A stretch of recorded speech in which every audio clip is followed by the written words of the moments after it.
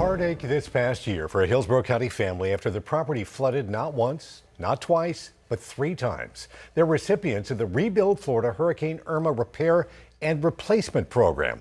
They say the program promised them one key thing, but as 10 Investigates Jennifer Titus has learned, that didn't happen.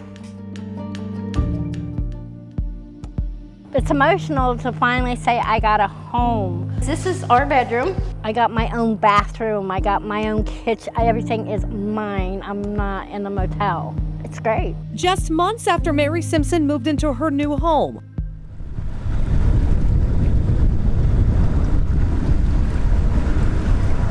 hurricane season hit and hit hard. The flood came up enough that it damaged some of the stuff inside the storage, so we had to throw away some beds, furniture. Luckily, I had someone donate again, and which we kept in storage till I could go through and get them. We got ahead again. Then the third one, the one that really has had me in tears. That's Hunter. Mommy will be home every day. Mary Simpson was a recipient of the Rebuild Florida Hurricane Irma Repair and Replacement Program. The program received $480 million to fix homes following the 2017 storm. Rebuild said they would replace her home, and it would only take about a year. Judy? Are they here for the trailer, Judy?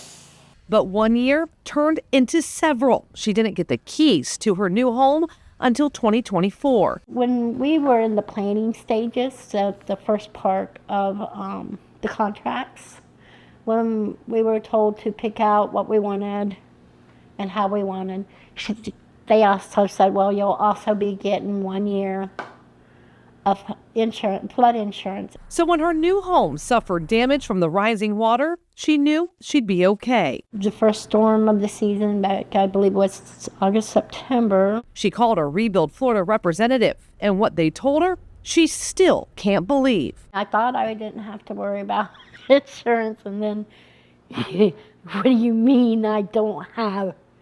What do you mean? We dug into Mary's award letter from the Department of Economic Opportunity, now called Florida Commerce. The letter says Rebuild Florida will assist homeowners by paying for the first year's flood insurance premium. I said, I need a copy of my flood insurance. I need to present it to FEMA. I said, no, I needed it now. I said, you don't understand. I've lost stuff. She says, all I can tell you is that you do not have insurance, and we ran out of money. We continued to dig, even finding this document on Florida Commerce's own website that says if your property qualifies, the Rebuild Florida Housing Repair and Replacement Program will provide the first year of flood insurance at no charge to the resident.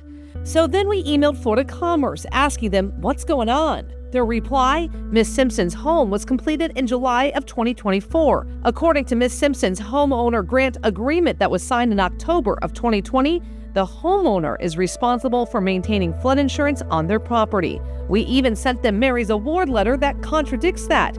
They never responded back.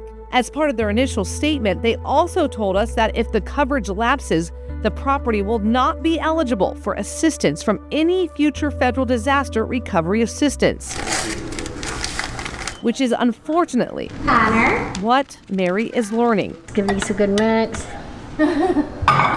With nowhere else to turn, she reached out to FEMA for help and got this letter in response saying, your application is not currently approved for the following assistance. You did not maintain required flood insurance.